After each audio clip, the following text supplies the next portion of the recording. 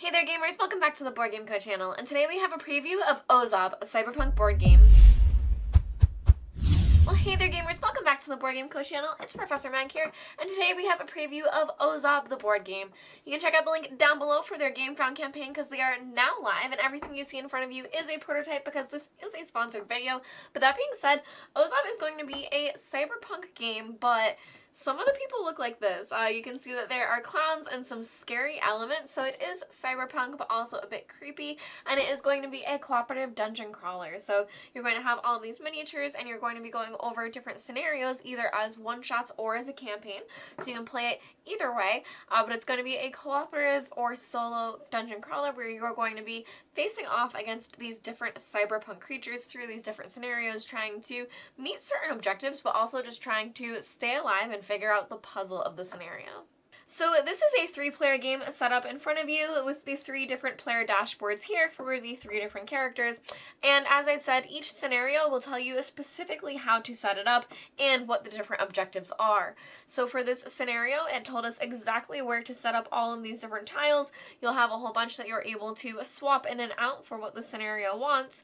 And then you're also going to have your different minions that you're fighting off against, as well as the boss. So you'll have both of those set up. The minions will be walking around during the scenario. Now all the rules could change depending on what you're playing with the scenario, but generally the minions are hanging around trying to make your day pretty terrible, while the boss is here hanging out in the wings for something to trigger to cause him to come out onto the board. Now once that happens, you're going to be able to start attacking toward him, but as I said, the scenario rules are all going to be different, and there are at least 50 planned, so that can definitely change depending on what you are playing that day. Now this is mid-game, and you can see that everyone has been kind of wandering around the board trying to meet these different objectives. Now for this scenario, you're trying to interact with these 2 different points here, so I'm going to go over what a player turn is going to look like so you can see why you would be doing that and how you would achieve it. So we have our player here, Vivica, and what you're going to do is you're going to draw cards from your deck, hoping not to bust. So you have your attribute decks here, and you're going to be flipping them over where you can see here that we have Agile, and that's going to give us +1 to our agility. So you're going to continue drawing, and then you will stop depending on when you draw X's. So here we have Intelligent, and that's going to add to our blue attribute. We have Frenetic. So you can see here this one is an X, so it's going to start causing that chain where we could bust if we choose to continue pushing our luck. So it does give us a Fist and a Happiness, and then we are going to keep drawing to see what will happen next. Oh, this is terrible for us. We have Trauma. So now that we have Trauma, that kind of locks us up. If you do draw a 3rd X, you are able to draw it, but if you do, then you will have to stop drawing cards, and you will also lose 2 health. Now that can be super detrimental because you don't have much health throughout the game. I'm going to talk about this track next, but just know that that can be very, very traumatic for you depending on what you choose to do. So right now you might choose to stop because you wouldn't lose any health and you would be able to just use your abilities as shown.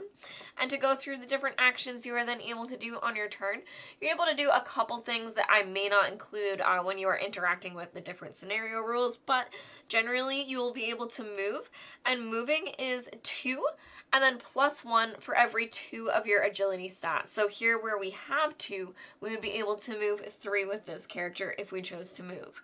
There's also attack, and when you attack, you can see here that we have 2 of the red fists, so we are going to roll 2 dice.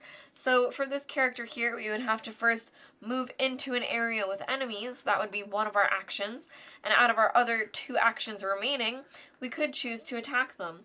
So we would have 2 dice to attack this one here, and we'll roll them. Oh, and that's pretty terrible. So you can see here, this one is an X with a lock symbol, meaning that we can't do anything about it at all. This one is an X, but there's no lock on it, meaning that we can spend our adrenaline to hopefully change it. So that's what this track here is that some of them are hearts, which is your health, and some of them are these lightning bolts, which is your adrenaline, which you're able to spend in between. So right now we will spend an adrenaline to re-roll that die, and I'll tell you why in a moment. But that doesn't lose us a health yet. It does just bring us down closer to losing a health. Now we'll re-roll this because we can hope for it. Oof, that was terrible. We got another X. So we didn't hit them. But there's also a single lock success. there's a double success and a regular success. So that double success is something that you could hope for even with 1 die, because these ones are the data dynes with 2 health. So these are the 2 minions that are in play for this scenario, the Vax with 4 health and the data dynes with 2, and we would not be able to kill them with that attack.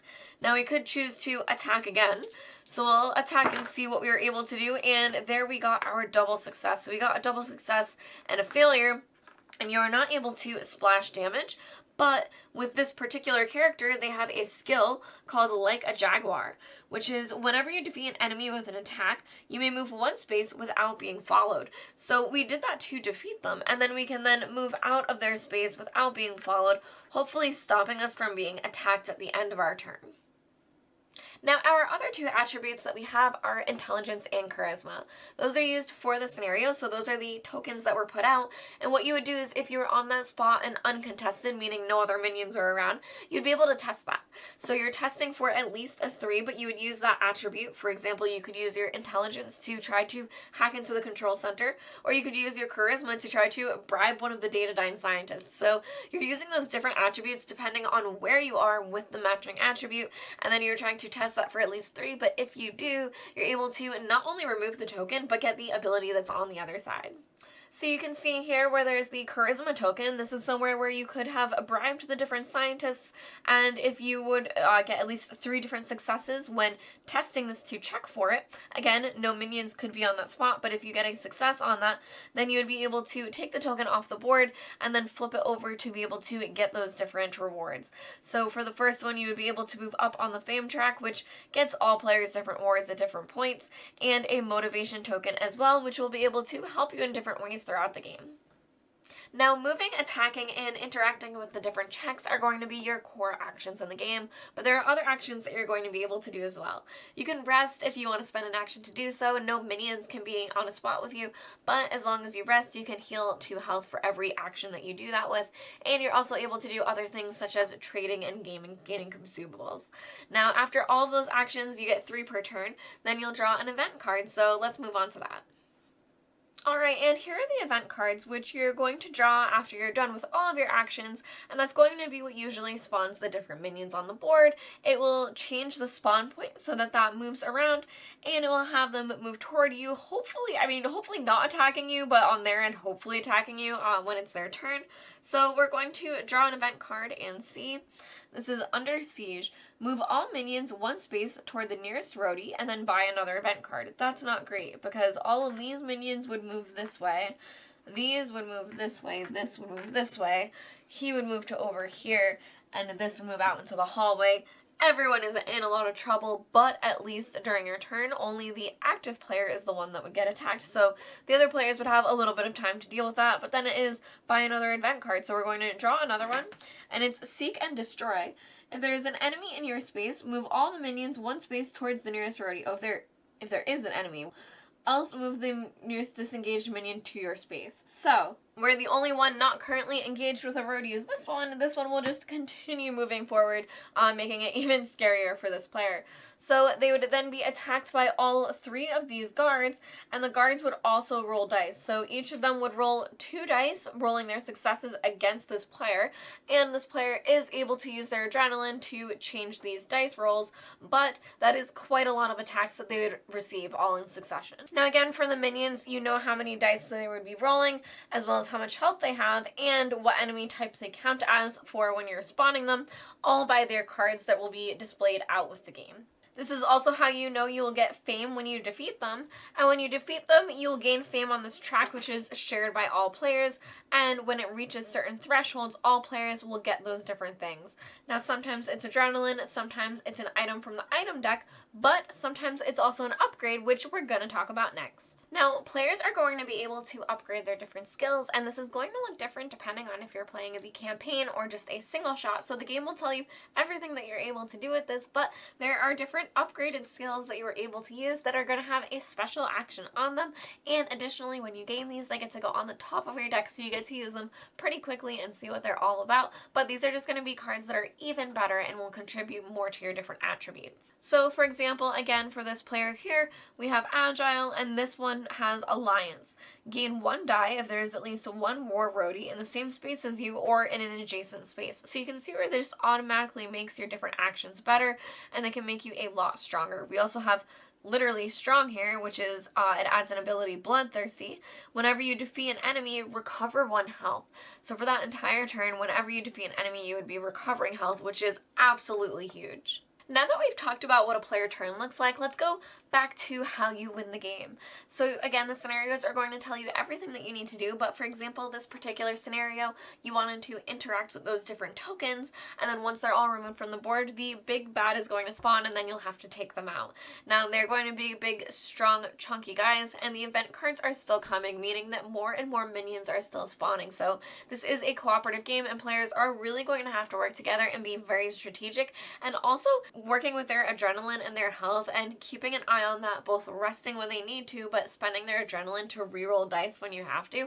It's very, very tight balance of running around, spending your adrenaline, getting hit kind of hard, but keeping an eye on everyone, because the co-op element in this game is very, very crucial. So in the example of this scenario, if these players were able to make this intelligence check and hack this final piece, they would be able to remove that from the board, and then the regulator would then spawn. So he would spawn down into the board, and so would Johnny Molotov.